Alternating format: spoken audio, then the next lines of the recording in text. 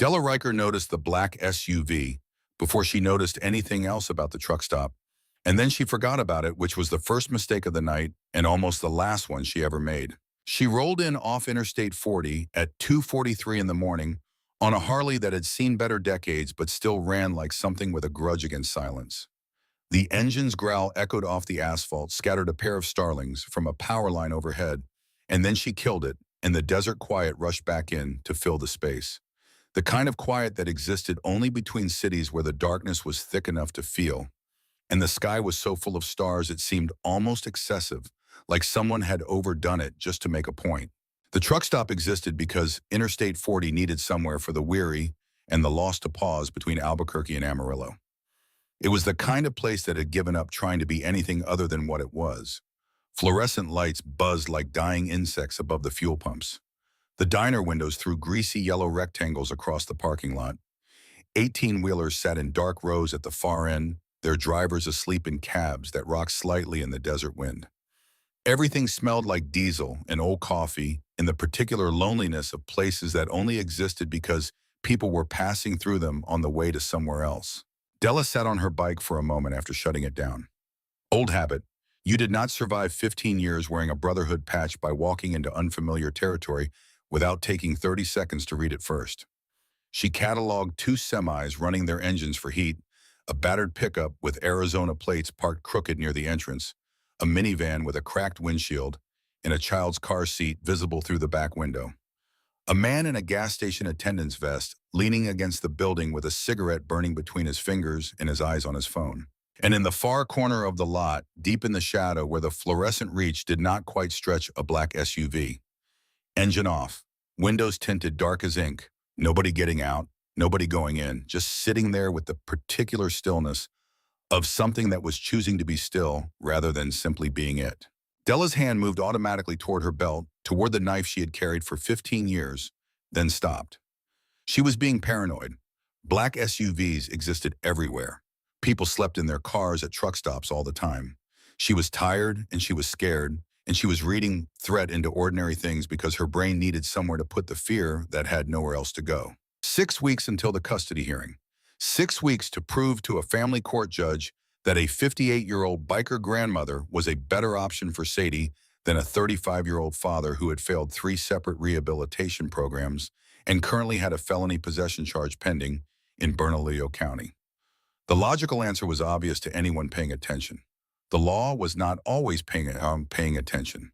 And Nathan had a lawyer who knew exactly how to weaponize appearance against substance, who could take a leather vest covered in patches and turn it into evidence of danger, even when the person wearing it was fighting to protect a child. She climbed off the bike stretch joints that had been complaining since the Oklahoma Panhandle and pushed through the diner door. Brass bell on a spring, cheerful sound completely at odds with the 3 in the morning emptiness inside. 2 truckers at the counter, both staring into coffee mugs with the 1,000-yard look of men who had been on the road too long and were surviving on caffeine and stubbornness. A waitress moving between tables with the careful economy of someone conserving energy through a long shift. A cook visible through the service window, a cigarette tucked behind his ear, studying his phone with considerably more interest than the eggs on his griddle deserved. Della slid into a booth by the window, not to watch her bike, to watch that SUV. Her phone buzzed against her hip. She pulled it out with hands that showed every one of her 58 years, scarred knuckles from fights she had won and a few she had not. Calluses from decades of gripping handlebars through weather that ranged from desert heat to mountain cold. A thin scar along her right thumb from a night in Flagstaff she did not discuss in polite company. Hands that had changed diapers and thrown punches, and braided a little girl's wild auburn hair and done everything in between, all the contradictions of a life lived fully and sometimes badly and always forward. The lock screen photo made her chest tighten the way it always did. Sadie, 7 years old, gap-toothed and impossibly bright-eyed, standing in front of the Harley in an oversized t-shirt that hung to her knees, grinning, like she had just discovered the secret to something wonderful.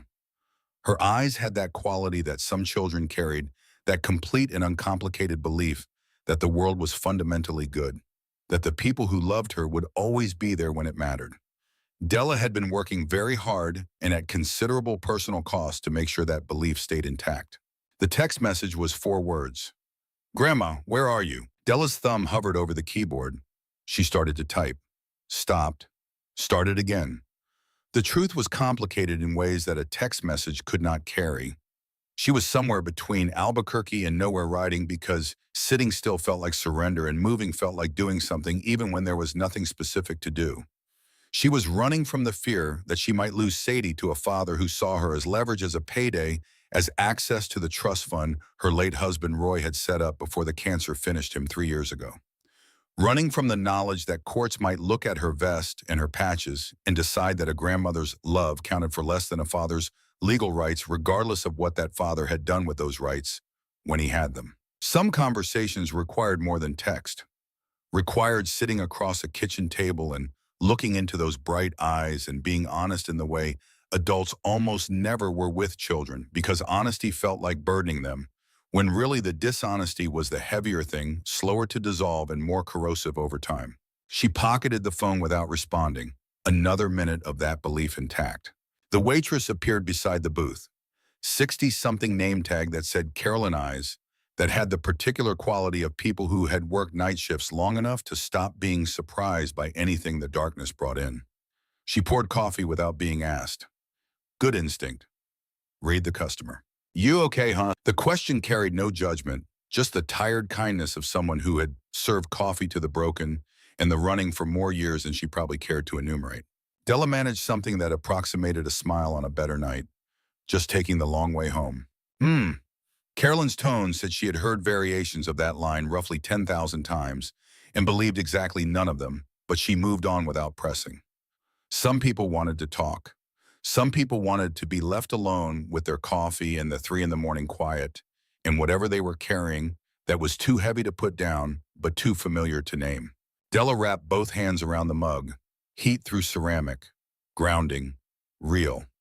She let her gaze drift back to the window to her Harley sitting under the sick yellow light and beyond it to that black SUV still unmoving in the corner of the lot. She should trust the instinct. She had been explaining it away for 20 minutes and it kept returning the way pain did when you stop focusing on something else. Professional positioning, that was what it was.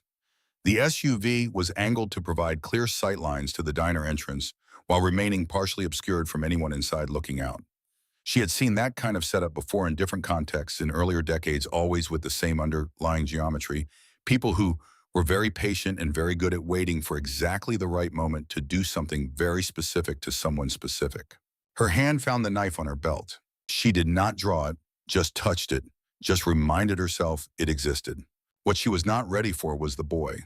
Cole Merritt had been invisible for so long that he sometimes forgot what it felt like to be seen. 3 months living in the margins of truck stops and rest areas, the cold concrete spaces behind dumpsters where people discarded what they no longer wanted. Learning the rules that nobody taught in school. Be quiet, be small, be nothing worth noticing. He had perfected it the way certain insects perfected camouflage, not by hiding, but by becoming so completely unremarkable that the eyes of predators slid over him and found nothing to fix on. He was tucked into the narrow gap between the dumpster and the cinder block wall at the back of the truck stop. The smell was severe rotting food and old grease and something chemical underneath that he had stopped trying to identify months ago. But the smell also meant nobody came back here. Nobody wanted to look too closely at the places where the garbage went, which made it ideal for a boy who needed to be nowhere. His backpack sat between his feet. Everything he owned in the world compressed into one bag with a broken zipper and a keychain shaped like a small dinosaur attached to the pull tab. One spare shirt, jeans with a tear at the left knee, socks that had long since abandoned any pretense of being white, a phone with no service plan that he kept charged at library outlets because deleting the photos felt like giving up something he might never get back. And at the very bottom, wrapped in a plastic grocery bag to protect it from moisture and dirt and the general hostility of the world, a photograph. Iris, his sister, 8 years old in the photo, which made her 11 now, the same age as him. Somewhere in the foster system in a house he did not know the address of, being raised by strangers, while Cole was behind a dumpster in New Mexico, trying to remember what it felt like to sleep without keeping one part of himself alert. 3 years since that night. 3 years since he had stood in the doorway of their kitchen while their stepfather did what he did and Cole's feet refused to obey him, and his voice died somewhere between his chest and his mouth, and his whole body locked up like every circuit had tripped at once. Iris was 7 then, screaming from behind the kitchen table with her hands pressed over her ears, begging it to stop, begging Cole to do something. And Cole had stood in that doorway and done nothing, and would carry that doing nothing like a stone in his chest for the rest of his life, no matter how much else accumulated around it. The social worker came the next day, took one look at the broken furniture and the blood dried into the linoleum and the careful way their mother moved as if everything hurt and some things might not heal correctly, made the decision that split the world in two neat halves that had nothing to do with each other anymore. Iris was young enough, undamaged enough on the surface to be placed quickly with a family that wanted a daughter. Cole was 11, old enough to be considered complicated, old enough to have seen too much, old enough that foster families looked at him and saw a problem with a long timeline rather than a kid who just needed someone to step in. He went back to Gary because the system decided a father with a temper was better than no father at all. He lasted 4 months before he ran, had been running ever since. The October night was cold in the way that New Mexico nights got cold even after days that had been hot enough to distort the air above the asphalt. He pulled his hoodie tighter and watched the parking lot through the gap between the dumpster and the wall, cataloging the way he had learned to catalog everything. Which vehicles had been there more than an hour? Which people were passing through versus staying? Who might notice a homeless kid versus who would look right through him? The black SUV had been there when he arrived nearly 2 hours ago. He had noted it immediately the way he noted anything that did not fit the pattern. Engine off, but not because someone was sleeping inside. The stillness was wrong, too intentional. The stillness of something waiting rather than resting. Windows too dark for a civilian vehicle at a civilian truck stop at this hour. Positioned at an angle that made no sense for someone who just wanted to sleep undisturbed. He had almost moved, found somewhere else to spend the night. But then the woman on the motorcycle had rolled in, and something in the way she carried herself had made him stay and watch. She was older, maybe his mother's age would have been if things had gone differently. Gray threaded through dark hair pulled back tight. A leather vest covered in patches he recognized from news stories. The kind of stories that told you to be afraid of people who look like this. But Cole had spent 3 months learning to see past what the surface was designed to communicate, and what he saw in those 30 seconds before she went inside was not what the vest was supposed to mean. He saw the way she sat on the bike for those extra 30 seconds and read the parking lot the same way he read it. Methodical, deliberate, the practiced attention of someone who had learned that 30 seconds of looking could be the difference between a safe night and one that was not. He saw the way her hand moved to her phone, and her shoulders did something complicated and involuntary, like a weight she had been carrying for a long time had shifted but not lifted. He saw her thumb linger on the screen before she put it away. That was a mother's gesture, or a grandmother's. Someone who had people waiting for them. Someone who carried something that mattered more than whatever she was doing out here at 3 in the morning alone. She went inside, sat in the booth by the window, and the SUV doors opened. Both of them. Perfect synchronization.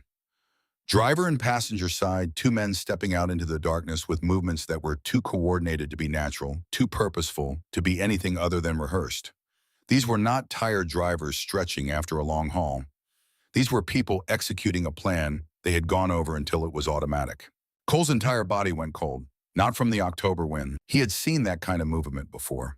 On nature documentaries he had watched at the library on winter afternoons when he needed somewhere warm to sit.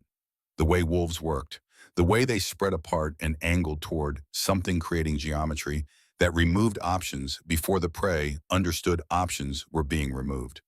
The patience of predators who did not need to rush because they had already done the planning that made speed irrelevant. His survival instinct said, stay down. Every calculation that had kept him alive for 3 months on the street agreed. This was not his business. Getting involved with other people's dangerous situations was how you stopped surviving. He had learned that, had paid for the learning with cold nights and hunger and fear that never fully switched off. But the man on the right shifted his jacket, and Cole saw the shape beneath it. He had seen that shape before, 3 years ago. Kitchen. Gary swinging it in wild arcs while the social worker backed toward the door, and their mother pressed herself against the counter, and Iris screamed, and Cole stood in the doorway and did nothing, and let it happen and had been carrying that, doing nothing ever since. The man's hand moved inside his jacket. The woman in the diner had her back to the door, head bent over her coffee. No idea. No time. Stay down. The voice in his head was 3 years of survival compressed into 2 words. This is not your problem. You cannot help. You tried to help once and you froze and nothing changed except that Iris cried for you and you had to live with having frozen. His fingers found the photograph in his pocket, found Iris's face through the fabric without needing to see it, heard her voice from 3 years ago, small and absolutely certain that her big brother could fix things. Cole, do something. Please do something. The gun cleared the jacket. Cole's legs moved before the rest of him caught up. He came out of the shadows running sneakers, slapping wet asphalt, hard hammering so hard he could feel it in his back teeth. Every survival instinct he had developed screamed at him to stop, to turn around, to go back to being invisible and safe and alive. He kept running, straight toward the man with the gun and the woman who did not know death was arriving from behind. The word came out of him like something tearing loose from the place where it had been stuck for 3 years. Gun, one syllable, cracked down the middle. 11-year-old vocal cords not designed for the volume of everything he was trying to push through them. But it was enough. The shooter's head snapped toward the sound. The barrel tracked away from the diner window. Time did something strange, slowing and speeding simultaneously, every detail hyper-real and crystalline. The man's face turning expression shifting from focused calm to irritated confusion. The gun swinging toward Cole instead of the woman. And inside the diner, the woman's head coming up, eyes widening, body already moving. The shooter's finger found the trigger. Cole was still running forward, still moving toward the gun, even though it was now pointed at him, because turning back meant going back to being the boy who stood in the doorway, and he would rather catch a bullet moving forward than live one more day inside that particular version of himself. The shot was louder than he expected. The sound bounced off concrete and metal and asphalt and seemed to arrive from everywhere at once. Birds scattered from somewhere overhead. An alarm went off on one of the parked trucks. Then the fire. It detonated through his left side, just below his ribs, and spun him sideways, feet tangling the parking lot, tilting 90 degrees faster than physics should have allowed. He hit the asphalt with his shoulder and hip pain fracturing through him in waves. And for half a second, he thought he had just fallen, just stumbled in the dark and gone down hard. Then the warmth started spreading. He lay on his back and looked up at the parking lot lights and understood what had happened. The warmth was his blood moving outward through fabric, spreading faster than warmth should spread. But he had moved. He had screamed. He had not stood in the doorway. For the first time in 3 years, when Iris's voice had asked him to do something, he had done it. Above him, the lights buzzed and flickered. Little dying stars in a universe that had never noticed whether he existed or not. And he thought not with fear, but with something that felt almost like arriving at a place he had been walking toward for a long time, that at least he knew now. At least he knew he could move when it mattered. Della moved the instant she heard the word. 15 years of brotherhood had trained her body to respond to threat before her mind finished processing what kind of threat it was. She dropped below the window line as the first shot punched through the space where she had been sitting, took out a section of the neon sign above the diner, showered her with glass. She was already moving. Out of the booth, knife in hand, through the door, and into the parking lot in one continuous motion that her joints would register their objections to later, if later arrived. The second shooter was coming around the corner of the building. She went at him low and hard shoulder, connecting with his ribs, putting all 135 pounds of her behind it. His shot went into the sky. They hit the asphalt together, and she pressed the flat of the blade against his forearm. Not deep, just enough to make the message very clear in the gun fall. The SUV's engine roared. Tires screamed, the first shooter scrambling back inside, clutching something at his wrist.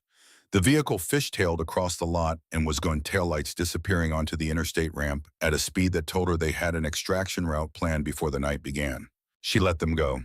The boy was on the asphalt 20 feet away. Della crossed to him at a run and dropped to her knees beside him. He was small, impossibly small for what he had just done. Couldn't be more than 11 or 12.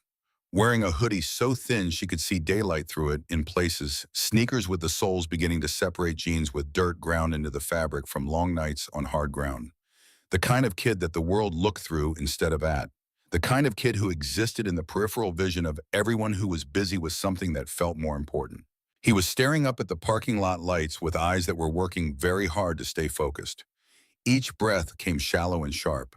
His left side was dark with spreading wetness that looked black under the sodium vapor lights, but that Della knew the color of. She pressed both hands into the wound, hard, the way she had been taught in a first aid class a decade ago that she had never expected to need quite like this. "Stay with me." Her voice came out harder than she intended, the voice she used when someone needed to be in charge and she was the available option. "Look at me. What's your name?" His eyes rolled toward her, struggled to find her face and hold it. His lips moved and the sound that came out was thin, but it was there. "Cole." She filed it away, made it real. He was a specific person with a name and not an anonymous tragedy. "I'm Della. You just stepped in front of a bullet for a stranger." Why? The question was not fair. She knew that, but she needed to understand what would make a child throw himself between a gun and a woman he had never met, because understanding it felt important in a way she could not yet fully articulate, like something she would need to carry carefully if she was going to carry it right. His answer came in fragments, words separated by the effort of breathing around the pain. "Because nobody stepped in for my mom. Because my sister begged me to do something and I froze. Because I've been frozen for 3 years and I couldn't stand one more day of it." Each word landed in Della like something thrown hard and precisely aimed. She saw it all in the spaces between his sentences, saw the guilt that children carried when they were put in impossible positions by adults who should have protected them instead, saw the particular torture of having been paralyzed when someone needed you to move, saw herself in miniature, different biography, same essential shape of wound. "Someone should have stopped it," he said. "For my family." Nobody did. Sirens in the distance, red and blue light already painting the eastern horizon. Della leaned forward until her face was close enough to his that he could not look away. Close enough that her words would reach even through the fog that was starting to cloud his focus. "You listen to me, Cole." Her voice dropped to something fierce and deliberate and meant to last. "You didn't save some random stranger tonight. You saved a grandmother. If I died out there, my granddaughter goes back to a father who can't take care of himself, let alone a 7-year-old girl. You didn't just save me, you saved her future. Both of them. All of it." His vision was going. She could see it happening in real time, the edges of his focus softening his skin, going the color of something that had given too much of itself away. But his lips moved one more time. "Did I at least do something right this time?" The voice of a child who had been telling himself for 3 years that he was the kind of person who stood still when it mattered. Della gripped his hand, kept the other one pressed hard against his side, made absolutely sure he could hear what came next. "You did more than right. You did what most grown men won't. And in my world, that means everything." The paramedics arrived running. Someone in the diner had called the moment the first shot went off. They came with the particular focused chaos of people trained to manage crisis voices, overlapping equipment, rattling hands reaching. Someone tried to move Della aside. She made a sound that stopped the attempt immediately. "I've got the bleed. You get the line in." They looked at her hands already doing the work, looked at her face, made the calculation that some arguments were not worth the time. They worked around her, lifted Cole onto the stretcher with care that physics did not cooperate with, and she watched him take the pain of movement inside himself, rather than letting it out, swallowing it, absorbing it, which was all wrong. 11-year-old boys should be allowed to scream when they were hurt, should have adults whose function was to make pain stop rather than cause it. The ambulance doors opened. Della climbed in without asking permission. "Ma'am." The paramedic's voice had the beginning of an objection in it. "He saved my life." Her voice was steel and absolute certainty. "That makes him mine. I'm not leaving." The paramedic looked at her vest, at her hands still dark with Cole's blood, made a calculation about which battles were worth the energy. "Fine. Stay out of the way." She wedged herself into the corner and watched them work. IV line going in, oxygen mask, pressure bandages, a young paramedic doing everything correctly with the mechanical precision of someone executing training and still unable to guarantee the outcome that the training was designed for. She pulled out her phone, blood smeared across the screen. She navigated to the contact by feel. Holt McKay, president of the New Mexico chapter. The man who had given her a patch 15 years ago when she walked into the clubhouse with nothing but bruises and a need to belong somewhere that did not require her to be smaller than she was. The line rang twice, a rough voice answered thick with sleep. This better matter. I'm calling the oath. Silence. Then Holt's voice changed completely. Sleep stripped away like a coat coming off. You sure we don't invoke that lightly? Della looked at the boy on the gurney, pale as something that had given too much of itself away. Breathing assisted by a machine. Alive because he had decided that moving was worth the cost. A kid named Cole just took a bullet meant for me. Someone tried to kill me tonight. Professional hit. 2 shooters, black SUV. They knew exactly where I'd be and when. Nathan. Holt didn't make it a question. Has to be. Gets me out of the way. Gets Sadie. Gets the inheritance and the trust fund and everything Roy built. Where are you? Ambulance heading to Albuquerque Medical. The boy is critical. I'll make the calls. By sunrise, he doesn't wake up alone. You understand what you're starting, Della. Once the oath is invoked, the whole brotherhood knows. This doesn't stay contained. She understood exactly what she was starting. The sacred obligation was not a casual thing. It was a declaration, an announcement to everyone who understood the language that a person outside the brotherhood had done something so significant they were now inside it permanently, whether they wanted to be or not. That their life was now woven into the fabric of the code, that anyone who came for them came for all of them. It meant Cole would never be invisible again, for better or worse, whether he was ready for it or not. Do it, she said. She hung up, reached into her jacket pocket with her free hand. Her fingers found the piece of paper she had grabbed in the chaos of the parking lot when she was moving fast, and her hands were working on instinct, and she had pulled it from the second shooter's jacket without fully consciously deciding to. She unfolded it carefully. The handwriting was neat, precise, the kind of precision that belonged to someone who took their planning seriously. Eliminate subject. Son inherits estate plus full custody of minor child. Payment on confirmation. Della read it twice. Let it settle. Her son, the boy she had raised and sat with through 2 rehabilitation programs and paid for a 3rd, and visited in county lockup, and bailed out of situations that would have destroyed someone without a mother fighting for them.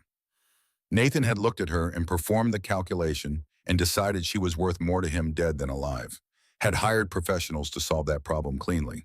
The rage that moved through her was not the hot kind, not the kind that exploded and made noise. It was the cold, calculating kind that built plans with the same precision as the handwriting on the note, the kind that did not stop. First, she had to make sure this boy lived, had to honor the oath, had to prove that when someone stepped in for you, you did not let it mean nothing. The hospital materialized out of the desert dark, white building against black sky, emergency entrance blazing with light. They wheeled Cole inside at a run. Della followed until a nurse stepped into her path. Family only past this point. I'm all he's got. It might have been the most completely honest thing she had said all night. The nurse looked at her, at the vest, at the blood on her hands, at the set of her jaw that indicated this was a conversation with one possible conclusion. Waiting room is through there. We'll find you when we know something. It was not permission, but it was not refusal either. Della would take it. The waiting room was the particular purgatory that hospitals had been perfecting for decades. Chairs designed to discourage comfort. Fluorescent lights at a frequency that made everyone look slightly unwell. A television with the sound off cycling through news nobody was watching. Coffee from a machine in the corner that tasted like regret, dissolved in hot water and served without apology. Della paced, could not sit. Sitting felt like surrendering to a situation she was supposed to be managing. Her phone buzzed. Holt, word is out. Brothers rolling. How many do you need? As many as can ride. You'll have them. Sunrise full chapter. Anyone close enough is already moving. She paced, and the night moved slowly in the way that nights moved when you were waiting for something that had not happened yet and might go either way. Dawn came through the waiting room windows, gradually light that was afraid of what it might find. Della watched the sky go from black to deep blue to the tentative gray that preceded actual morning. And outside, the parking lot began to fill. Not with cars. They arrived in pairs first, then clusters, then a steady stream that built on itself. Harleys and custom builds and choppers that sounded like controlled weather. Chrome and leather in the particular thunder of engines that had been tuned and retuned over years of hard highway miles. They parked in neat rows with military precision, each bike placed deliberately, the whole assembly taking on the shape of something organized around a purpose. Della walked to the window and counted without meaning to. 20, 40, 60, still coming. Men and women swinging off bikes, some of them with the look of people who had been on the road for hours, some with coffee cups still in hand from wherever they had stopped for fuel. Different chapters, different states, different decades of the same code. A nurse appeared at Della's shoulder and stared at the parking lot in silence for a long moment. "What is happening out there?" "A sacred obligation," Della said. For anyone who understood what that meant, it explained everything. Holt walked through the emergency entrance at 7:15. 62 years old with more scar tissue than smooth skin and eyes that had absorbed a significant portion of the worst that people could do and had occasionally witnessed something better. He crossed to Della in 4 strides. "How many?" she asked. "Last count, 940. Still climbing. Got brothers from Arizona, Colorado, Texas. Word moves fast when the oath gets called. 940 people for a boy they had never met. Because one of their own had said he mattered." Della's eyes burned. She managed it. He's still in surgery. Holt's jaw set. He's got 940 reasons to make it. A doctor came through the double doors. Young, tired. He scanned the waiting room and Della was already moving. "Cole Merritt, I'm his family." The doctor took in her vest, the dried blood under her fingernails, the complete absence of doubt in her face. He decided not to challenge the claim. "He's out of surgery. Bullet went through clean. Missed the major organs. We've repaired the damage and given him 2 units of blood. He's stable." Della heard the word that had not been said yet. She waited. "But he's severely malnourished and dehydrated. His immune system was already compromised before tonight. We're keeping him sedated to let his body focus on healing. The next 48 hours are critical. If infection establishes itself, the variables change significantly." "Can I see him?" The doctor looked out at 940 motorcycles parked in his hospital's lot, made a decision that was going to generate some administrative conversation later. 5 minutes. The ICU was very quiet in the way that spaces full of machines doing critical work were quiet. Cole looked impossibly small in the bed surrounded by equipment that was disproportionately large, all of it keeping him tethered to the side of the line he needed to be on. His skin was pale against white sheets. His chest rose and fell with the machine's rhythm, but it rose and fell. Della pulled a chair close, took his hand carefully avoiding the IV line. "You're going to make it," she told him. She said it like fact, like her conviction could function as physics. "You're going to wake up and you're going to see something you've probably never seen before in your life. People who gave a damn, people who showed up." She did not know if any part of him could hear. It did not change what needed to be said. "I don't know your whole story yet. Don't know what put you on that street or who failed you or how long you've been surviving it alone. But I know what you did tonight. And I know that created something between us that doesn't expire." Her phone buzzed. Unknown number. She looked at it. "This is Elizabeth Greer from New Mexico Child Protective Services. I've been assigned to Sadie Riker's case. I need to speak with you immediately regarding an emergency custody motion filed this morning by Nathan Riker." The words hit like the bullets that had missed her, each one finding its specific target. She dialed. Elizabeth answered on the second ring. Professional, careful. "Ms. Riker, what motion?" "Nathan Riker filed an emergency petition this morning claiming you were involved in a gang-related shooting. He's arguing that Sadie is in immediate danger. A judge has granted a temporary order. Sadie has been placed in 72-hour emergency foster care pending a full hearing." "He tried to have me killed last night," Della said. Voice flat. "2 professional shooters. The only reason I'm alive is because a homeless boy saw them coming and took a bullet for me." I pulled a note from the shooter's jacket. "Eliminate subject. Son inherits estate plus full custody of minor child." "That is not an allegation. That is a document." Silence. "Then carefully, I need to see that note and I need a full statement." "I'm at the hospital with the boy who saved my life. He is 11 years old and he almost died because my son decided I was worth more gone than present. I'll come to you. Don't leave the hospital. Don't contact Nathan. Don't do anything that could be characterized as aggressive or threatening. The next 72 hours are critical for both situations." The line went dead. 72 hours to build a case that would bury Nathan before a judge made Sadie's foster placement permanent. Before a 7-year-old girl ran out of faith that the people who loved her were actually coming. Her phone buzzed again. "Holt. News crews just showed up. Someone tipped them about the bikers. They're already framing it as gang activity. This could be used against you in court.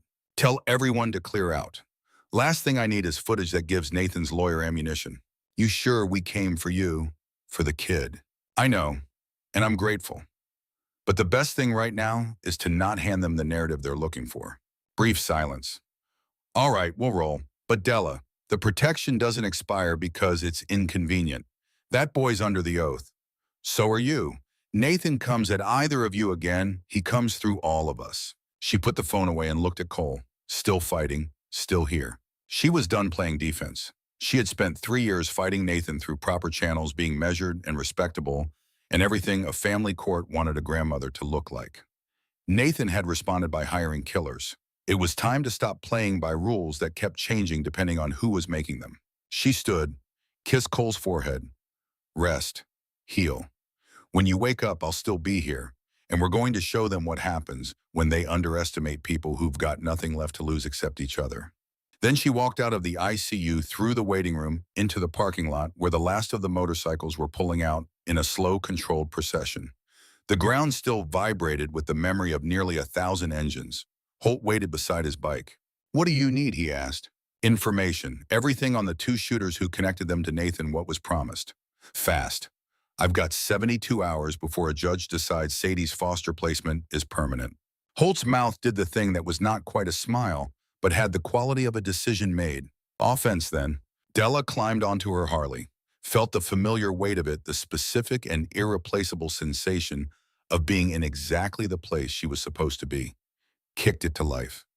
The engine spoke deep and certain and completely indifferent to whatever was in the way. Somewhere 300 miles away, a 7-year-old girl was waking up in a stranger's house, wondering if the promises she had been given were the kind that held. "Hold on, Sadie. Grandma's coming." Cole woke to pain. Not the sharp, specific kind that the bullet had been. That had a location and a cause and a moment of origin. This was diffuse and deep, a grinding ache that lived in the left side of his body and pulsed with every heartbeat like a tenant who had moved in uninvited and was not planning to leave quickly. White ceiling. Machines making sounds that meant things he did not know how to read. A smell of antiseptic working hard to cover something organic underneath.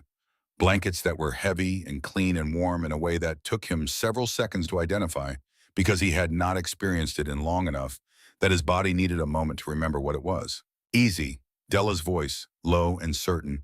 "You've got stitches and staples holding you together. Sudden movement is a bad idea right now." He turned his head slowly. She was in the chair beside the bed, exactly where she had been when he lost consciousness in the ambulance. Or maybe she had never moved, or maybe she had moved and come back. She still had the leather vest on, still had the road-worn look of someone who had not slept. But her eyes were sharp and present in a way that indicated she had made a decision about what came next and was ready to talk about it. "How long?" 36 hours since surgery. "You've been in and out, mostly out. The doctors say you're going to make it." She paused. "You had 940 people show up to make sure you didn't wake up alone." Cole processed that number, could not fit it into a framework that made sense. "Why?" "Because I called in an oath. In my world, that's a promise that has weight. You saved my life. Where I come from, that creates a debt that people take seriously. 940 people showing up to sit in a hospital parking lot is what that looks like in the early stages. Early stages. We have problems, both of us, and I need your help if you're willing to give it." He should have said no. 3 months on the street had produced a very functional set of rules about not getting further involved in other people's dangerous situations, and every one of those rules applied here. But Iris's face was in his head, and the feeling from the parking lot, the feeling of finally moving when it mattered, of finally being the version of himself he had wanted to be for 3 years. He was not ready to give that back. What kind of problems? Della told him everything. Nathan's attempt on her life, Sadie in emergency foster care, the 72-hour clock that had been burning while Cole was unconscious, a hitman named Roman Voss still somewhere in the city, a custody hearing that would determine whether a 7-year-old girl grew up with someone who loved her or someone who saw her as leverage. When she finished, Cole was quiet for a while, working through it the way he had learned to work through situations that had multiple moving pieces, identifying angles and pressure points in what information would change the picture. "You need evidence," he said. "Audio or video, something a court can use. Your word against Nathan's attorney without it. That's where you come in. You spent 3 months being invisible, moving through the world without being noticed. I need those skills. I need someone who can get close to Nathan without him knowing it. You want me to follow your son? I want you to help me protect my granddaughter. She showed him the photo on her phone. Sadie gap-toothed and grinning, completely unaware that the world contained people who saw her as a financial instrument. She's 7. She's with strangers right now, wondering if I forgot about her. Cole looked at the photo, saw Iris underneath it. If I help you, he said, you help me find my sister. Della did not pause. Yes, if Nathan or his people figure out what I'm doing, if it goes wrong, then they go through us first. Full weight of the brotherhood. Anyone who touches you answers to everyone. That's what the oath means. It does not have exceptions. She said it the way you stated something that was true, the way gravity was true. Not a promise about intention. A statement about what existed. Okay, tell me what you need. Vera Strandon arrived an hour later with a laptop bag and the focused energy of someone who had been awake for the same 36 hours as Della and had spent them doing useful work. Mid-40s, red hair going silver at the temples, tattoos on both forearms in designs too detailed to read quickly. She moved with the economical awareness of someone trained somewhere that taught you to understand the architecture of every room you entered. She studied Cole with the same comprehensive attention she probably gave electronics she was about to work with. Heard you took a bullet for Diesel. Diesel, Della's road name, Vera said. Real name Della, but on the bike she's Diesel. She earned it riding 400 miles through a desert sandstorm to get to her husband before the cancer took him. Made it with 20 minutes to spare. She looked at Cole. You earned something too with what you did in that parking lot. But road names come when you're patched in. Right now you're Cole. I don't want a patch. Didn't say you did. The protection's yours regardless. The oath isn't something you can return. Vera opened the laptop. Nathan Riker. She pulled up files that indicated significant preparation. Creature of habit. Meets his supplier every Tuesday and Friday at a bar called the Dusty Boot on Central. Attorney on Wednesday mornings. Girlfriend's apartment Thursday nights in the South Valley.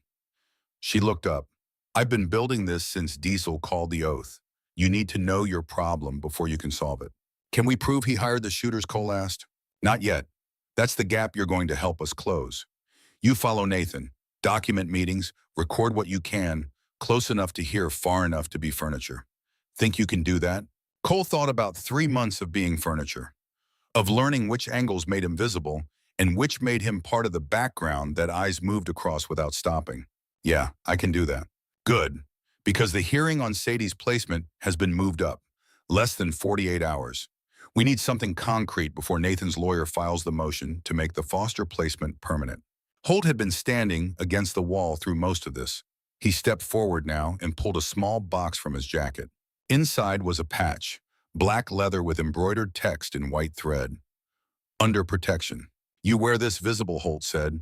Anyone in our world sees it, they know what it means. Touching you means war. It's not full membership, but it's a shield, and given what you're about to walk into, you need one. Cole took the patch. It was heavier than it should have been for its size. I don't have a jacket. Vera reached into her bag, pulled out a worn denim jacket with the slightly faded quality of something that had been stored carefully for years. This belonged to my brother before he died. Been in a box for 12 years. He was about your size. I think he'd want it doing something that mattered. The jacket fit. Della sewed the patch onto the back, each stitch deliberate and permanent. When she finished, she stepped back and looked at him with an expression that was difficult to categorize but felt like something being officially acknowledged. Looks right, she said quietly. That afternoon, Della dropped Cole 3 blocks from the Dusty Boot and parked her bike at the far end of the lot with clear sight lines to the entrance. Cole walked the remaining distance with his hands in the jacket pockets and every skill he had developed for being unremarkable fully engaged. Nathan Riker was easy to find, 35 years old but reading closer to 50. The particular toll of methamphetamine and cascading bad decisions was written in everything from his posture to his skin to the jittery over-alertness of his movements. He sat in a back booth. The transaction he completed in the first 5 minutes was exactly what it looked like. Envelope for a small package, neither party making prolonged eye contact.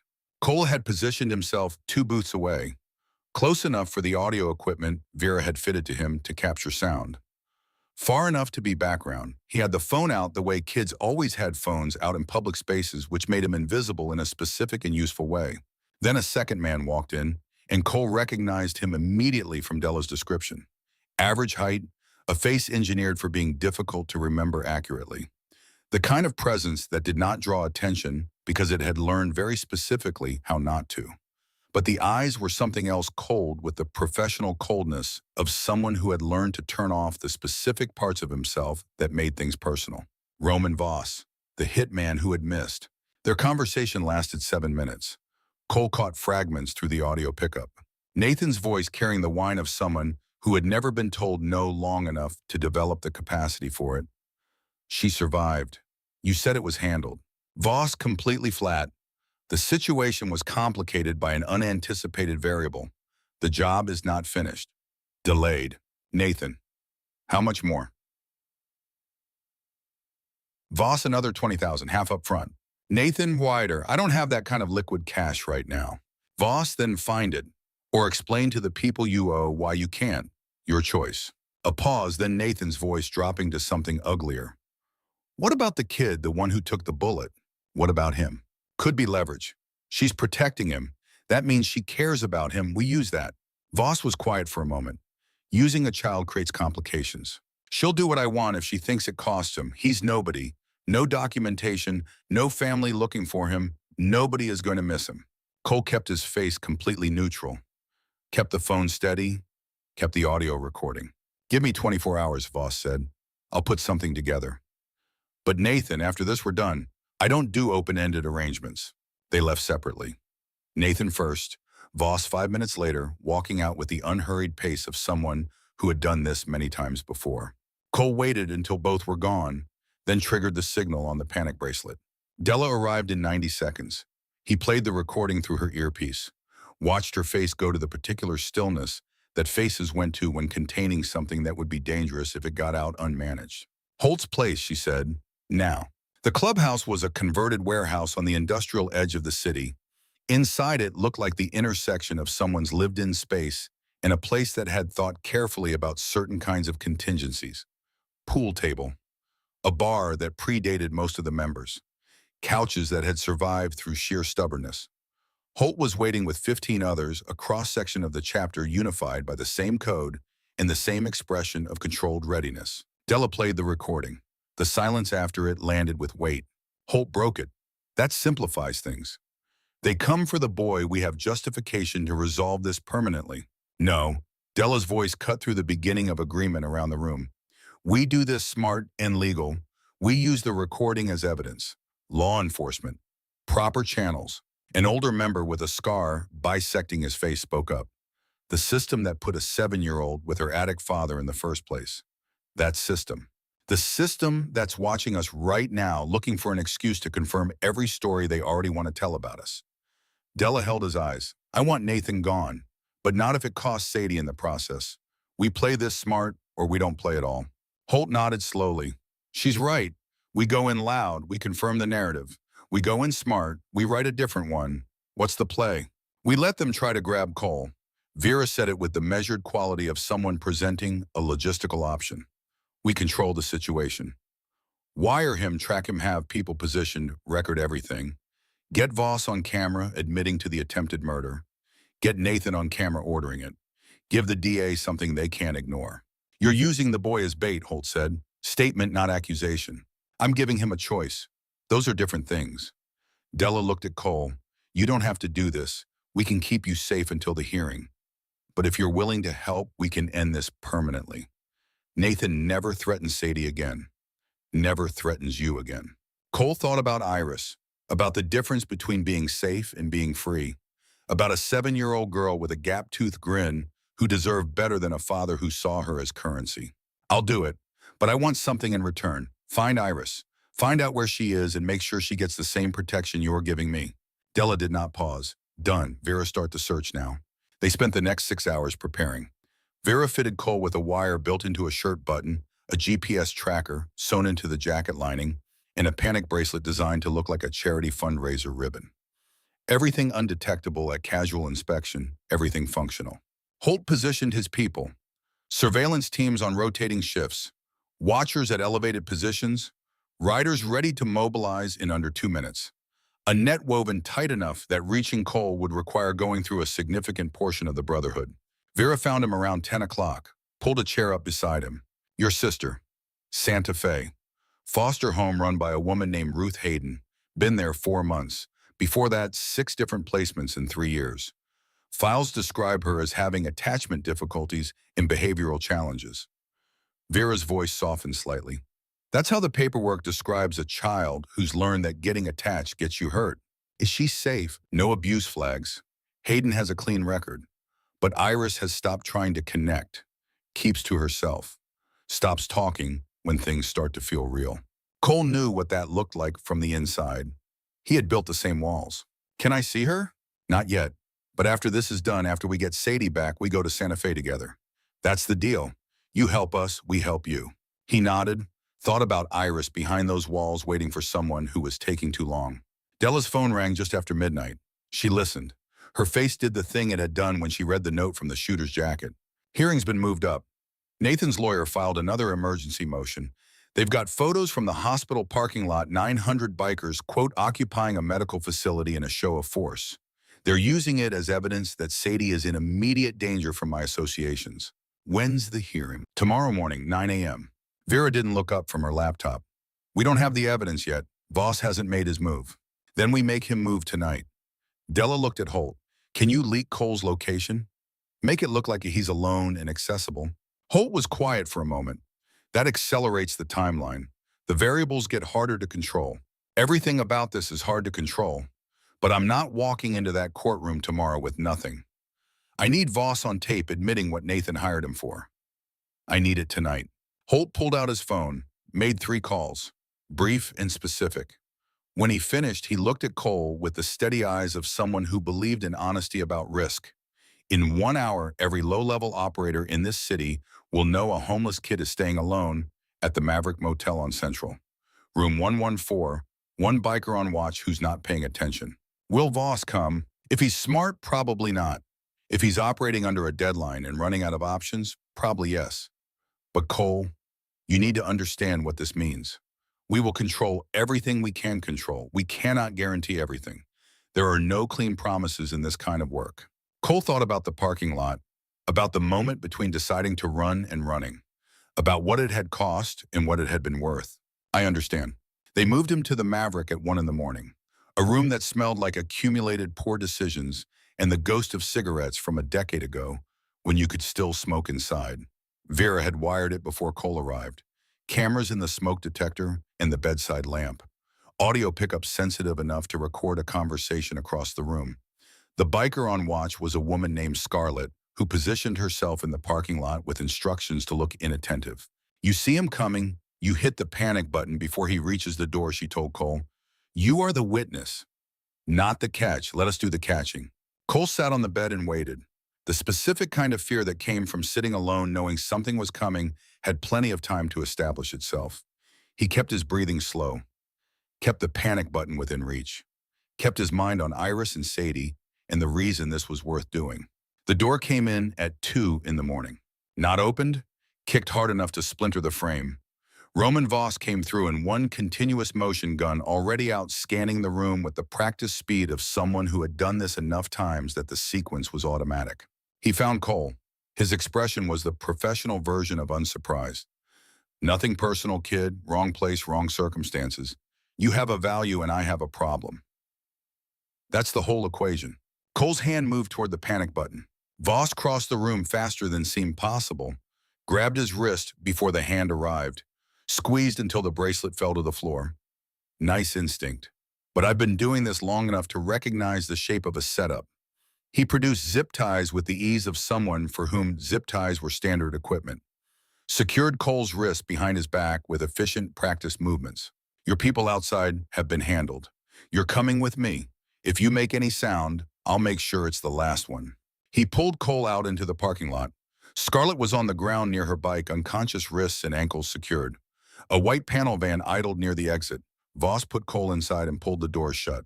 Through the wire still running in the jacket lining, Cole heard Vera's voice.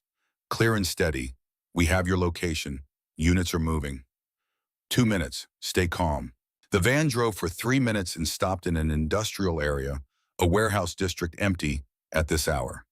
Voss pulled Cole into a building that echoed with their footsteps, concrete floor, Metal walls, every sound repeating slightly before it faded. He secured Cole to a support pillar with a second set of zip ties, checked the bindings, stepped back, pulled out his phone, typed a message, showed the screen to Cole. Tell her she has 6 hours. She drops the custody case. She tells the court she's unfit. She gives Nathan what he wants. Or I leave you somewhere. She'll find you eventually. Clear. Cole nodded. The fear was not acting anymore. Voss stepped away and made a call. Got the kid. Send the message. 6 hours. A pause. Then Nathan's voice through the speaker, loud enough for the wire to catch every word. Make sure she knows you mean it. I want her to understand that fighting me has a cost. Do something that shows it's real. Voss was quiet for a moment. The pause was brief, but it was there. That wasn't the original arrangement. The arrangement changed. I'm paying for follow-through. Do it. Voss looked at Cole. Something moved through his expression that had not been there when he came through the motel door. Not quite hesitation, not quite something he was willing to name.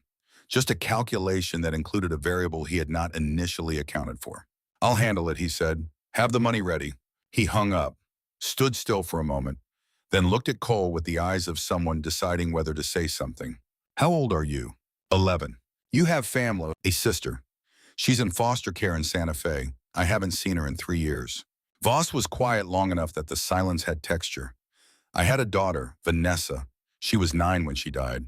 Drive-by shooting 3 blocks from our house. Nothing personal, that's the phrase they always use. Nobody is ever sorry about anything that was personal. Cole said nothing. I spent 12 years after that trying to fill the space. Took jobs like this one. Told myself that if I couldn't save Vanessa, at least I could be useful at something. He looked at the gun in his hand with something that was not quite the expression of someone who had always been comfortable with what they held. It doesn't fill anything. The space just gets larger. Then why? Because I'm good at it. Because people pay me. Because I convinced myself that if I was going to live in this world, I might as well be honest about what kind of world it is.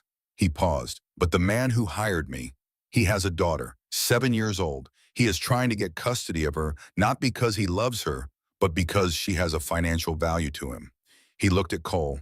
I was going to help a father take a little girl away from the grandmother who loves her. The same thing that happened to Vanessa when someone decided their business was worth more than her being alive. Sadie, Cole said. Voss's jaw tightened. That's the part I didn't think about carefully enough when I took the job. The warehouse door exploded inward. A controlled breach-shaped charge turning the metal into a controlled spray that cleared the entrance without fragmenting dangerously inward. 15 people came through in the gap with the coordinated precision of people who had done this before in contexts where hesitation was a problem. Della walked through last, unarmed, moving with the particular calm of someone who had decided what the outcome was going to be and was simply here to let the situation arrive at it. She looked at Voss, at the gun, at Cole secured to the pillar, at the specific architecture of the situation. Let him go. She said it the way you stated something about physics. Voss did not lower the gun, did not raise it, stood between positions, something working in his face that had not been there when he came through the motel door. You were hired to kill a grandmother, Della said. Her voice cut through the warehouse's acoustics like something with an edge. Look at this boy. He lost his sister because nobody stepped in when it mattered. You lost your daughter to the same logic. Someone's goal was worth more than her life. How many more children lose people before somebody says enough? I say enough, and Nathan finds someone who doesn't have my hesitations. Someone who finishes the job without any of this. Then testify. Give us Nathan. Trade what you know for a deal and let the law put him somewhere he can't hurt anyone else. Stop passing the consequences to the next person in line. You think the system is going to handle it. The system didn't save my daughter. Didn't save this kid's mother. It's not going to suddenly start working correctly because you believe in it. I'm not asking you to believe in the system. I'm asking you to believe that a father who will pay to murder his own mother should not have custody of a 7-year-old girl. Della took one step closer, slow, completely deliberate. I'm asking you to believe that we can stop him tonight if you choose to help, with what's already recorded and what only you can testify to. She held his eyes, not aggressive, not pleading, just completely certain about what she was asking and why it mattered. Voss looked at the gun, at Cole, at the 15 people who had come through the door, at something that was not quite any of them. Then he set the gun on the concrete floor, stepped back from it, raised his hands. All right, he said. His voice had the quality of a decision that could not be reversed. I'll give you Nathan, but I want a deal in writing before I say anything else. And I want to know the kid's going to be all right. The kid's under sworn protection. Della was already moving toward Cole with her knife out to cut the zip ties. He's going to be more than all right. The police station at 4 in the morning processed what they brought with the focused efficiency of institutions that recognized when something significant had arrived. Vera's recordings were clear. Nathan's voice on the audio ordering violence against an 11-year-old child was the kind of evidence that organized calendars around itself. Roman Voss talked for 3 hours. He gave them the initial contact through an intermediary, the meetings, the payment structure. The note Della had pulled from the first shooter's jacket, which Voss confirmed as authentic and consistent with the arrangement he had been given. The DA on call reviewed what was there and understood what she was looking at. The warrant was drafted by 7. Nathan Riker was arrested at 6:15 in his girlfriend's apartment in the South Valley, still half asleep, when the officers arrived confused about what was happening until they were most of the way through his rights. The charge list was extensive: conspiracy to commit murder, solicitation of murder, child endangerment, kidnapping, the kind of list that did not leave much room for the outcome Nathan had been counting on. At 8:45, Della walked into family court. She had stopped at the hospital first. Cole was awake, sitting up, better than he had been at 4 in the morning, which was not saying a great deal, but was saying something real. She had sat with him for 20 minutes and told him what was happening and watched his face process it. Is Sadie going to be okay, he had asked. That's what I'm going in there to make sure of. Go then, I'll be here. The judge reviewed the police reports, the charges filed that morning, Voss's sworn statement, the audio of Nathan ordering harm to a child. She looked up from the documents with the contained outrage of someone who had been on the bench long enough to have standards and had just watched them get violated in a specific and documented way. Nathan Riker's petition for custody is denied. Her voice was precise. Ms. Riker, you are granted full custody of Sadie Riker effective immediately. Mr. Riker's parental rights are suspended pending the outcome of criminal proceedings. This court apologizes that these circumstances became necessary. Della nodded once, did not speak, saved the release for somewhere it would not be misread. Elizabeth Greer caught her in the hallway. I'll have Sadie ready for pickup in 2 hours. She's been asking for you every single day. Told everyone in that house that her grandmother was coming. Della's throat tightened. Tell her I'm already on my way. She went back to the hospital first. Cole was awake, sitting up, the nurse having decided to allow it in measured increments. He looked better than he had at 4 in the morning, which was not saying a tremendous amount, but was saying something real. She told him what had happened, watched his face. What happens to me now? He asked. Once Sadie's back and the case is settled. I filed for emergency guardianship of you last night while the DA was processing Voss. Greer co-signed the application. She paused. The paperwork will take time to formalize, but you're not going back to a street and you're not going back to Gary. You're coming home with Sadie and me, if that's what you want. He was quiet long enough that she let the silence do what it needed to do. And Iris, he finally asked, we go to Santa Fe as soon as you're cleared to travel. She's next. Cole looked at his hands. The IV had been removed an hour ago. The bandaging on his left side was visible through the hospital gown. He looked like what he was, a kid who had been through something significant and was still in the early hours of understanding what came after it. Why are you doing this? He asked. You didn't know me 3 days ago. You took a bullet for me. People don't owe other people their whole lives for one thing. No, but some things create obligations that you don't measure in proportion. You moved when you could have stayed down. You made a decision alone without backup, without any reason to believe it would be worth it. She leaned forward. That's not a small thing. That's the kind of thing I build around. He looked at her for a long time, reading her the way he had learned to read people on the street, looking for the gap between what they said and what they meant, looking for the tell that indicated this was temporary. Apparently, he did not find it. Okay, he said. 2 hours later, Della pulled up to a house in the Northeast Heights, where a woman named Sandra Keene ran short-term foster placements with the careful competence of someone who had been doing it long enough to manage both children and crises without losing her equilibrium. Cole was in the passenger seat, cleared for short travel, moving carefully. Sadie came out of the front door before the car fully stopped. 7 years old and moving with the specific urgency of someone who had been waiting and was not going to waste a single second of the arrival on decorum. She hit Della at a run, and Della caught her, absorbed the impact, held her, while the tension in that small body released in stages as the reality of the arrival settled in. "I knew you'd come," Sadie said into Della's shoulder. "I told them. I said Grandma always comes." "Always," Della said. She set Sadie down after a moment. Sadie noticed Cole in the passenger seat for the first time, studying him with the direct curiosity of children who had not yet learned to make their interests less visible. "Who's that?" "Someone special." Della kept her hand on Sadie's shoulder. "His name is Cole. He's the reason I'm here right now." Sadie took in Cole's careful movements as he got out of the car, the edge of bandaging visible at his collar. "You got hurt?" "Yeah," Cole said. "For Grandma?" "Yeah." Sadie considered this with the gravity that 7-year-olds brought to things that mattered. Then she held out her hand in the formal way children sometimes did when they sensed the moment required ceremony. "I'm Sadie. Thank you for keeping her safe." Cole shook her hand. "I'm Cole. Do you have any family?" "A sister. Her name is Iris." "Is she nice?" "I think so. I haven't seen her in a while." Sadie considered this. "Maybe you can bring her to meet us." Cole looked at Della. "Yeah, maybe soon."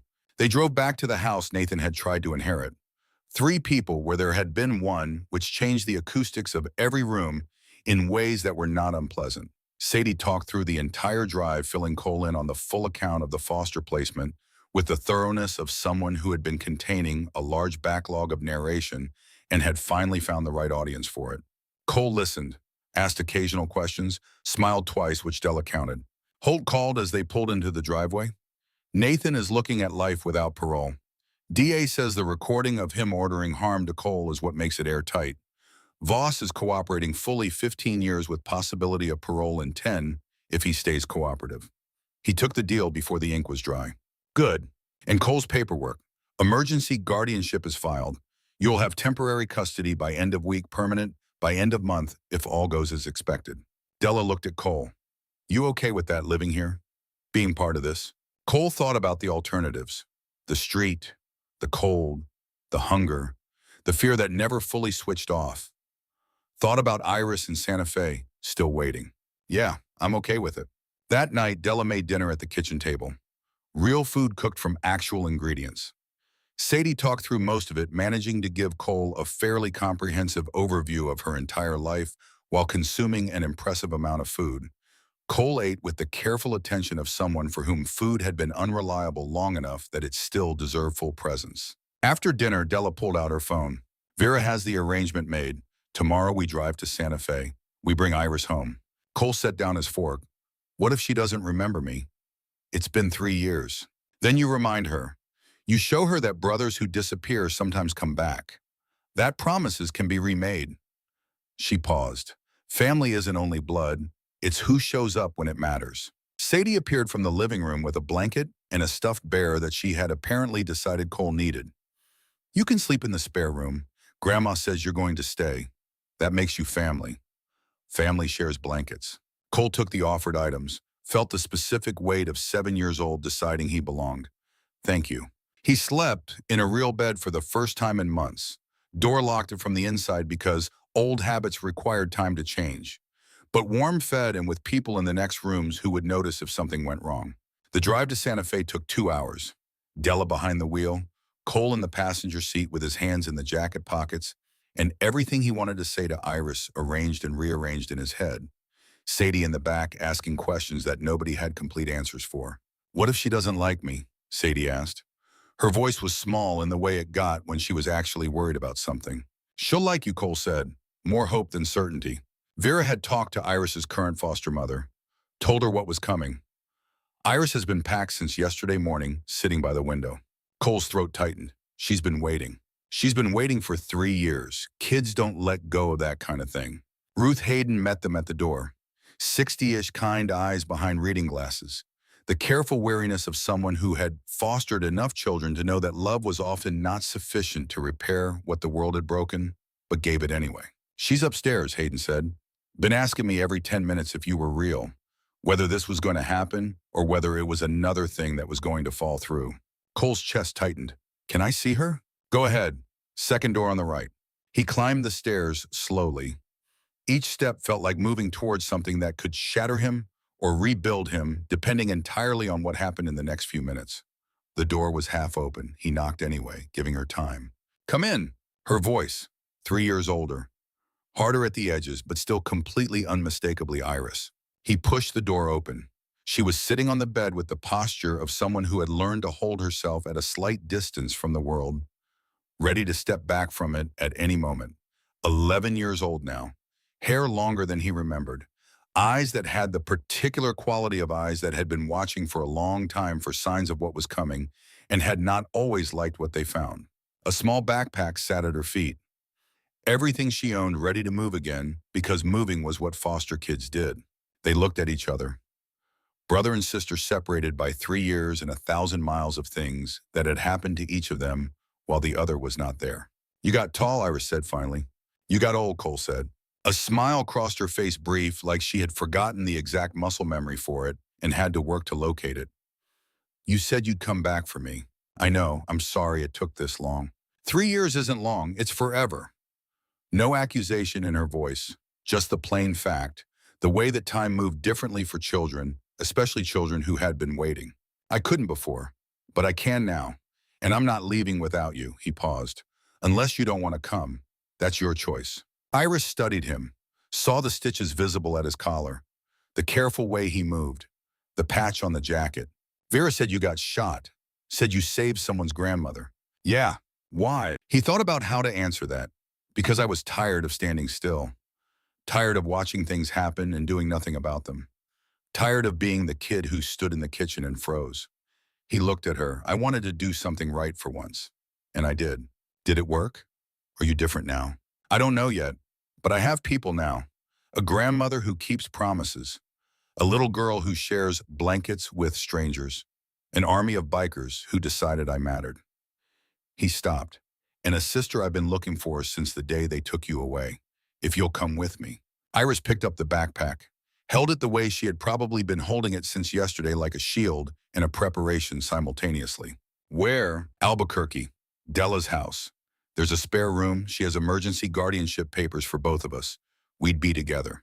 "What if it doesn't work? What if she decides we're too much trouble?"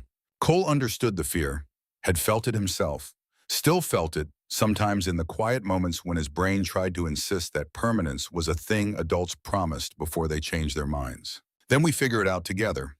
But Della's not like the others. She called in something called the sacred oath for me. 940 bikers showed up because I took a bullet for her.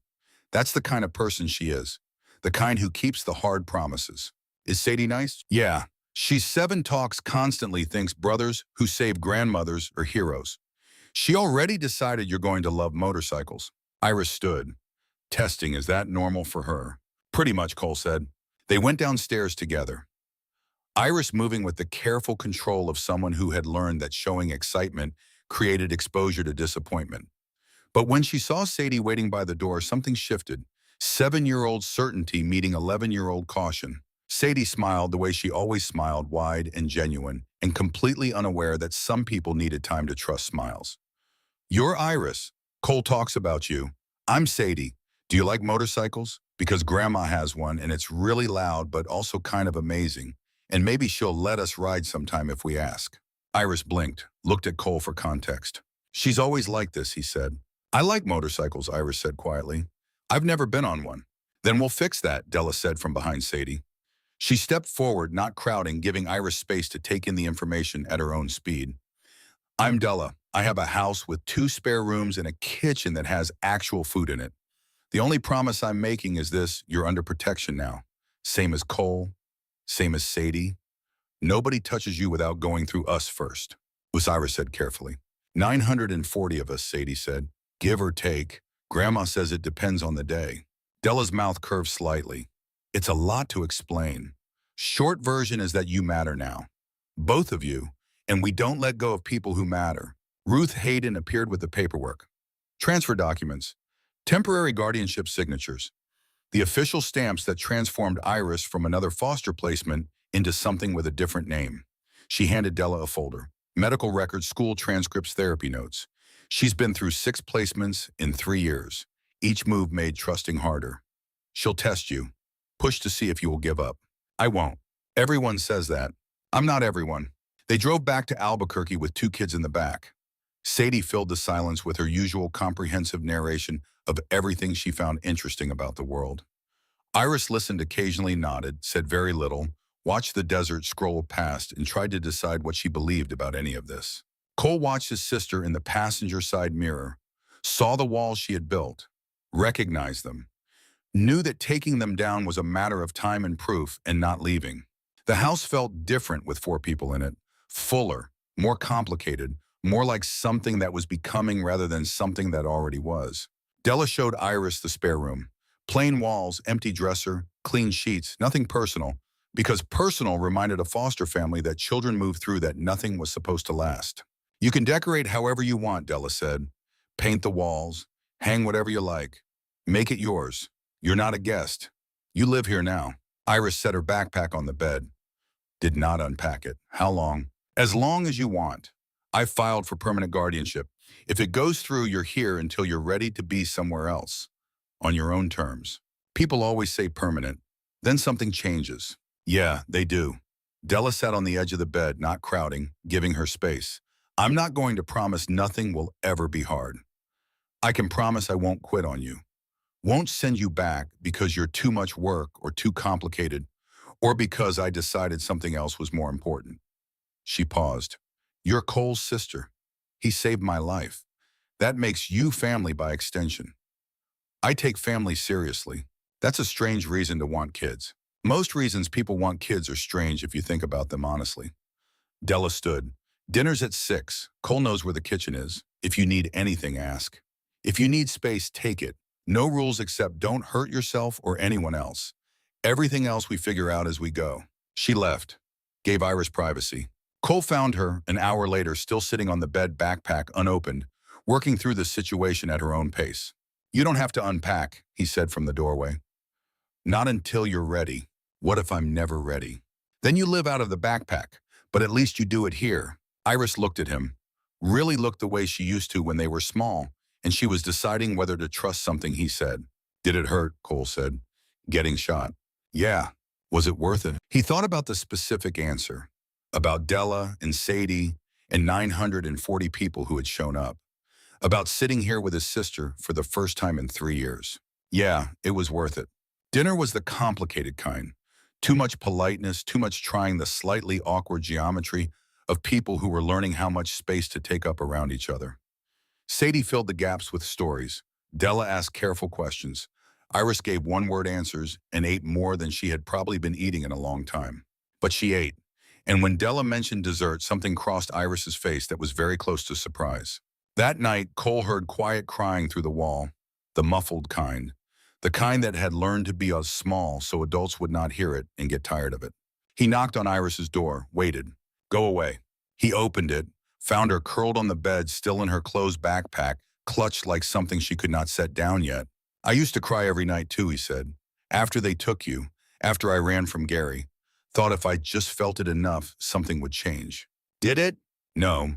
So I stopped feeling things. Went numb because numb was easier than hoping. He sat on the edge of the bed far enough to give her room. But then I met Della and Sadie and people who decided I was worth showing up for. And it hurt worse than the bullet, honestly. Because hoping again after you've stopped is harder than the original loss. Iris wiped her eyes. Does it get easier? I've only been doing it for a week. A sound came from her that was almost a laugh. Small, brief, but there. She leaned against him. The small gesture of a sister who had not leaned on anything in a long time. They sat in the quiet, not fixing anything, just being present, just proving that neither of them was alone anymore. 6 months passed the way time passed when something was finally working. Not dramatically, not without difficulty, but forward. The way seasons moved insistently and with results that accumulated before you noticed they were accumulating. Cole's stitches came out. The wound became a scar visible above the waistline, a permanent reminder of the night he stopped being invisible. He worked at Holt's garage 3 days a week, learning mechanics with the focused attention of someone who had found something he was good at and wanted to get better. He showed up every time, did the work without being asked to do it twice.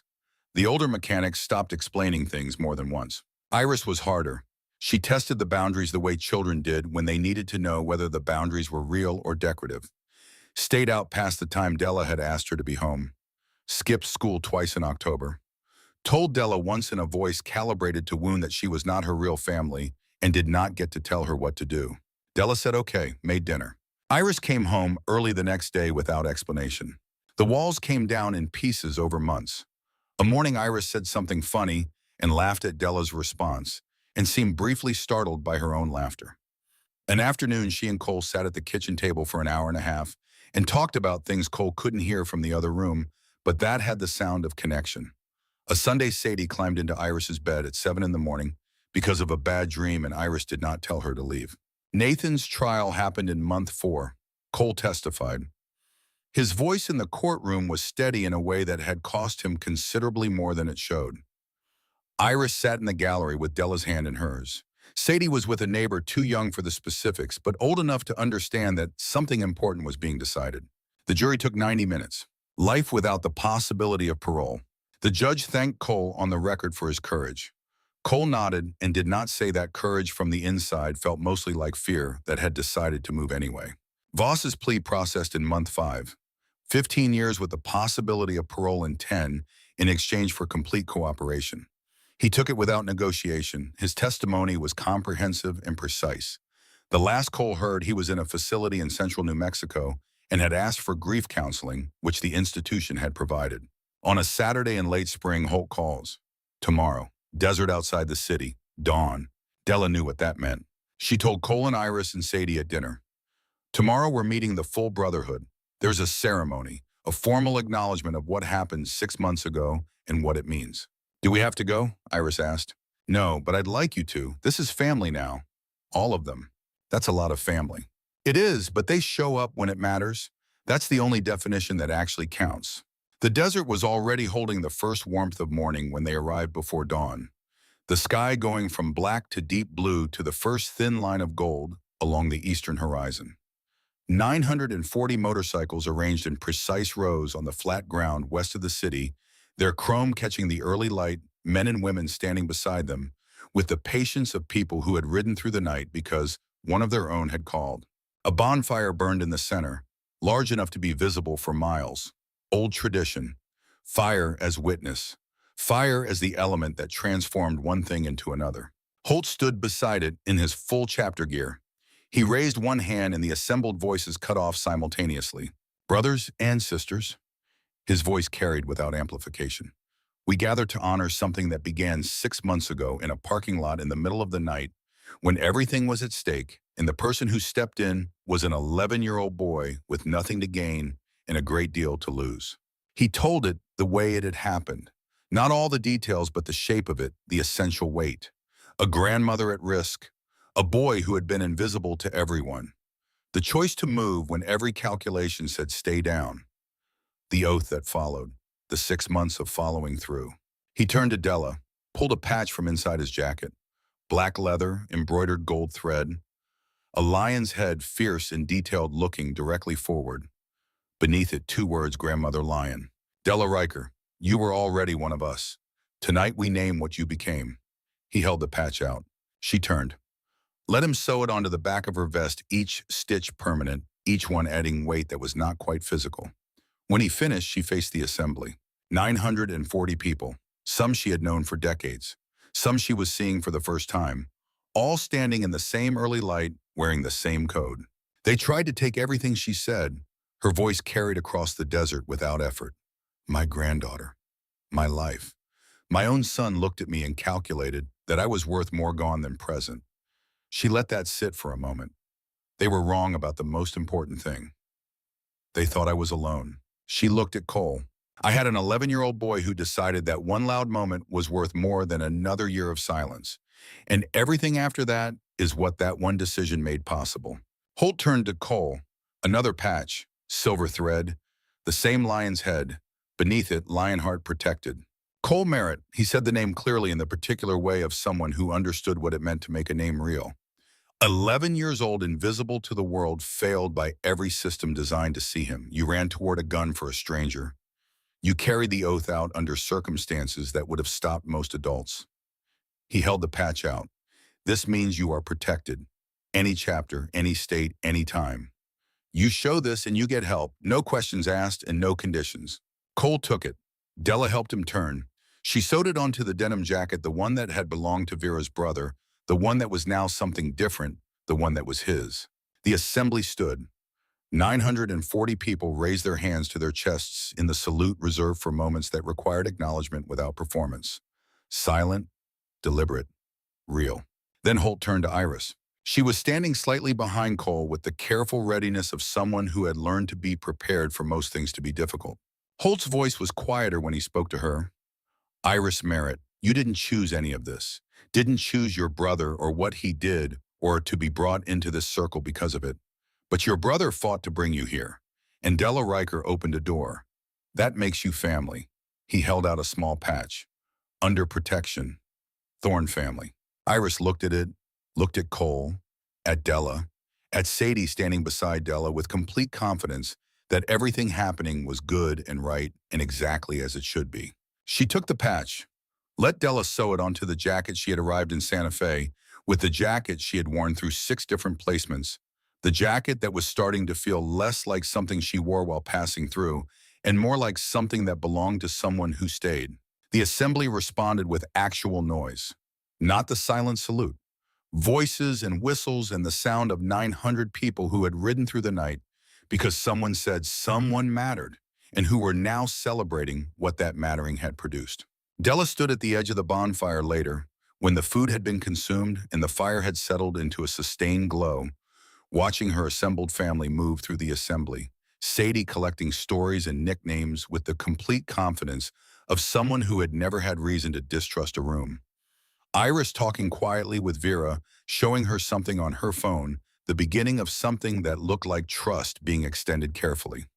Cole at the fire itself, watching the flames, not trying to manage whatever he was processing. She went to stand beside him. What are you thinking about? The parking lot. The moment right before I ran. He paused. I keep thinking about what it felt like, because it didn't feel like courage. It just felt like fear. Like being completely certain something terrible was about to happen and deciding to do it anyway. That's most of what courage actually is. What's the rest? She looked at the desert, at the stars that were beginning to fade as the sky lightened, at the assembly of 940 people who had built their lives around a code that said, you showed up for people who needed it. The rest is what you do the day after. And the day after that, the parking lot was one night. But everything after it, that's the actual thing. That's who you are. Cole was quiet for a while. I've been thinking about starting something, he said. A program. For kids on the street, kids like I was. Teaching them what I learned. How to read situations. How to find real help when you need it. How to ask for it. He looked at her sideways. I know I'm 13. And adults usually tell 13-year-olds to focus on school. You learned everything you know about surviving by doing it. That's not something a classroom produces. If you've got an idea that comes from knowing something the hard way, I think you take it seriously. He looked at her. I could use help building it. I have 940 people who showed up because I called. I think we can find some resources. 18 months after the ceremony, the Grandmother Lion Project had helped its 119th family, an elderly woman in Taos fighting her son for custody of twin granddaughters. A grandfather in Farmington dealing with a daughter who was using his house address without his knowledge for activities that were creating legal complications he had not asked for. Families in the specific impossible situations that the law produced when it treated love as less relevant than blood and paperwork. The program worked because it combined things that did not usually come together. Legal aid funded by the Brotherhood, practical protection that operated as a deterrent, a network that reached across 7 states and could put people on site within hours when a situation required presence, and a woman named Della Riker who had learned the hard way that showing up was the only thing that actually counted. Cole was 14, still in school, which had turned out to suit him better than he would have predicted, partly because consistent sleep and reliable food changed what his brain could do. Still working at the garage. The program for street kids had its second cohort running 12 young people who came twice a week to a space Holt had cleared at the clubhouse, learning the skills that Cole had learned the expensive way. Iris had won second place in a statewide student art competition, which she had described as meaningless and then discussed at length for 3 days. She was applying to a summer arts program in Santa Fe with the careful optimism of someone who had decided that wanting things was worth the risk of not getting them. Sadie was 9. Her junior chapter of the Grandmother Lion Project at her school had 17 active members. She had asked Della twice when she would get a road name and received the same answer both times. When you earn one. She was working on it. On a Thursday evening in late autumn, Della's phone rang with an unknown number. She almost let it go. Something made her answer. Ms. Riker. Officer Dana Mercer Gallup, PD. We've got a situation. 71-year-old woman. Her adult son is trying to force her to sign over power of attorney. Threatening her. She's asking for the Grandmother Lion Project by name. Says she heard you help people in situations like this. Della looked at the clock. 3-hour drive. Early morning tomorrow. A reasonable argument for calling someone closer and getting some sleep. I'll be there in 3 hours, she said. Keep her safe until I arrive. She hung up. 4 faces looked at her from the kitchen table and the couch. Got a call, she said. Woman in Gallup needs help. Iris closed her sketchbook with the deliberateness of someone making a decision. I'm coming. You have school tomorrow, and you have a 3-hour drive alone in the dark. Iris stood. I'm coming. Cole was already standing. Sadie appeared with her jacket. Della looked at them. At this specific collection of people that violence and circumstance and the stubborn refusal to give up had assembled into something that functioned like a family because it was one. All right, she said. Let's show her she's not alone. They drove through the desert in the dark and with the stars overhead, doing their ancient, indifferent work, and the car full of the warmth and noise and particular sound of people who had chosen each other being in a vehicle together at an inconvenient hour for a reason that mattered. An elderly woman named Ruth Calloway was sitting in her own living room in a house she had owned for 40 years when they arrived. Gray hair in a neat bun, flannel robe, eyes fierce, despite the fear that had been in them when Officer Mercer found her. Her son was standing across from her with the reasonable, patient voice of someone who had rehearsed the conversation. The voice of someone who had confused access to legal language with being right. My name is Della Riker, Della said, walking in through the door that Officer Mercer opened. Grandmother Lion Project. Mrs. Calloway asked for us. She looked at the son. This conversation is over for tonight. The son looked at her vest, at Cole and Iris and Sadie, at something in Della's face that made him recalculate. This is a family matter. She's your mother. Start treating her like family, or explain to the people coming why you didn't. He left, not gracefully, but he left. 30 motorcycles arrived 40 minutes later. Not 900, but enough. They parked in formation on the street outside Ruth Calloway's house and made the very specific statement that their presence was designed to make, which was that the woman inside now had people willing to show up at midnight on a Thursday, and that this changed the relevant calculations significantly. Cole helped Ruth make coffee for the bikers who had ridden through the night. Iris documented everything with the camera she had started carrying building records of the program's work. Sadie sat with Ruth and talked about school and art and the things that 9-year-olds found interesting, which was the purest form of the comfort they had come to provide, because it made the person who had been terrified feel like someone ordinary enough to have normal conversations with. As dawn painted the desert gold and pink through Ruth's living room windows, Della sat beside her on the couch while Ruth signed nothing and the sun did not return, and the motorcycles held their quiet formation outside. Why did you come? Ruth asked. It's the middle of the night. You don't know me. Because someone helped me once, Della said, and I decided that was worth passing forward. Ruth looked at her hands. He's my son. I didn't want to believe he would do this. I know. My son tried to have me killed. She said it plainly without bitterness. The bitterness had resolved into something simpler and harder over 18 months. Not everyone who should protect us does, but we're not alone in that, and we don't have to face it like we are. Ruth was quiet for a while. Then that boy, the young one who brought coffee, he's yours, he's mine. He lost his parents. He was on the street. He did something for me that I couldn't repay. So I'm trying to repay it anyway. Ruth looked toward the window, toward where Cole was talking to one of the bikers in the early morning light.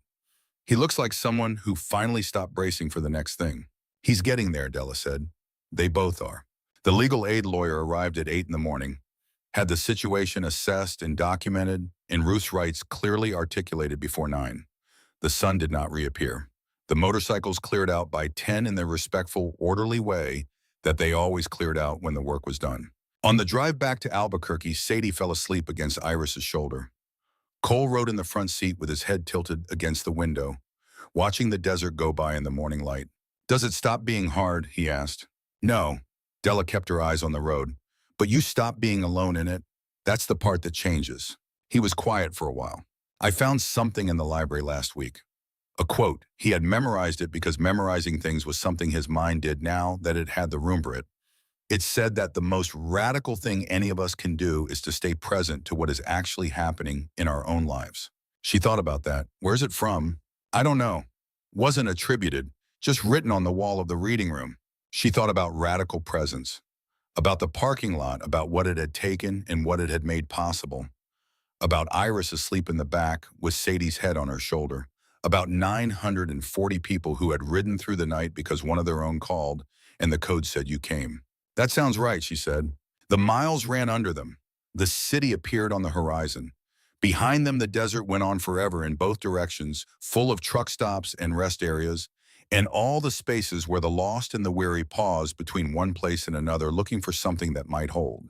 Some of them found it. That was the part nobody told you in advance.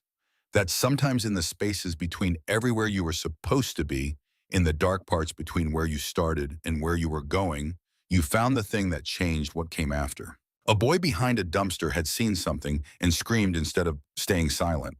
That was where all of this had come from. One voice in the dark, one choice to move when every calculation said stay down. One decision to be the version of himself he had wanted to be for 3 years, even if it cost everything he had. It had cost him a bullet and given him a family. Della had done the arithmetic on that many times in 18 months and always arrived at the same place. Some debts could not be repaid proportionally. Some things created obligations that exceeded any reasonable measure of what was owed. The only thing you could do with that kind of debt was to make it mean something, to build something out of it that lasted longer than the moment that created it. She had been building.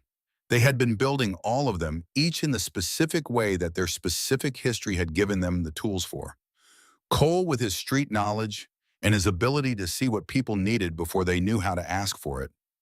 Iris with her art and the particular way she had of making invisible things visible. Sadie with her complete confidence that the world was good and her apparently limitless capacity for making people feel seen.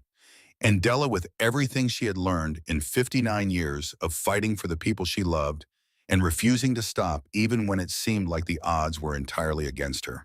None of it had been clean. None of it had been the way you would plan it if you were planning from a safe distance with complete information. It had been messy and terrifying, and sometimes it had nearly gone wrong in ways that she could not think about too directly even now. But it had worked, and it was still working. She pulled into the driveway. Sadie stirred. Iris stretched. Cole sat up from where he had dozed off against the window. "Home," Della said. The word landed the way it had started to land over the past months. Not as a neutral descriptor of a physical location, as something with weight, with meaning that it had accumulated through daily practice. They went inside. The house that Nathan had tried to inherit that Roy had built, that had been the site of a custody battle and a murder plot, and was now full of the noise and complication and warmth of four people who had assembled themselves into something that held. Della started coffee. Cole sat at the kitchen table and opened his school bag. Iris set her camera on the counter and started reviewing the photos from the night. Sadie appeared with a very specific request about breakfast that had clearly been developing in her mind during the drive home. Outside, the morning was fully underway. The desert going gold and warm and ordinary in the way that mornings did when the crisis had passed and what remained was just the life that had to be lived in the aftermath of it. A boy had screamed in the dark and an army had answered. A grandmother had honored an oath that did not expire. A family had assembled itself from broken pieces and decided to be something stronger than the sum of what had broken it. That was not the whole story. The whole story was still being written in garages, in courtrooms, and hospital waiting rooms, and late-night drives to cities where someone had called for help. In a program that met twice a week with kids who needed someone to show them how to survive and eventually how to do more than survive. In a junior chapter run by a 9-year-old who had decided that helping was a thing you started now and did not wait to be old enough for. In all the mornings that came after the night when everything had nearly ended and instead became the beginning of something else. Della poured the coffee. set a cup in front of Cole, sat down across from him. He looked up from his work. "You okay?" she asked. "Yeah," he said. He meant it. She believed him, which was its own kind of arrival. "Good," she said. "Drink your coffee, then get to school." He drank his coffee, then he went to school. She watched him go from the window, watched him walk down the street in the denim jacket with the patch on the back, moving forward in the specific unhurried way of someone who had somewhere to be and knew it. One voice in the dark, one choice to move. Everything after that was just honoring it.